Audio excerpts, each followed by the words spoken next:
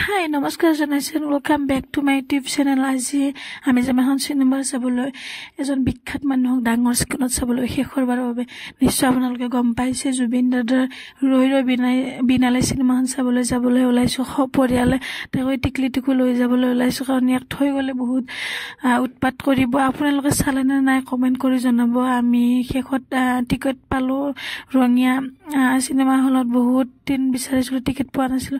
মোৰ ভণ্টিও যাব।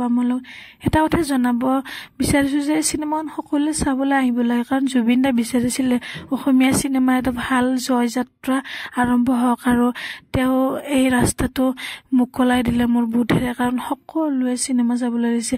এই আমি চিনেমা হল পাই গলো, ৰঙিয়া গ'ল চিনেমা হল। ইয়াতে দেখিছেনে ছাত্ৰ ছাত্ৰী সকলো চিনেমা চাবলৈ আহিছে, আৰু তিৰোতা বোৱাৰী, আনকি মোৰ ওচৰত বহিছে দুজনী আইতা বা আৰু বহুকেইজনী আইতা দেখিছো, তেওঁলোকেও মোৰ কাষত বহিছে। সেইফালে দাদাক শ্ৰদ্ধাঞ্জলি জনাই আমি চিনেমা হললৈ প্ৰৱেশ কৰিলো। এয়া শেষৰ এইখিনি দৃশ্য। চিনেমাখন শেষ হল। আপোনালোক কি কম ভাষাৰে বুজাব নোৱাৰো, বহুত ভাল হৈছে। ইমোচনেল হৈ গৈছো। দাদাক লাষ্টবাৰৰ কাৰণে ডাঙৰ স্ক্ৰীনত চালো। আহিফালে আমাৰ খানা, এতিয়া আমি খাই লৈ কিবা এটা আমি ঘৰলৈ যাব লাগিব। মোৰ বাবুক মাহীয়েকে ভয় দেখুৱাইছে, সি অলপমান শেষত অলপ অসুবিধা কৰিছিলে, যদিও চিনেমাখন খুব সুন্দৰভাৱে দিলে। কি যি নহওক খুব ভালদৰে আজি দিনটো পাৰ হ'ল, আৰু সকলোৱে চিনেমাখন চাওক। এতিয়া আমি ঘৰ পাই গ'লো।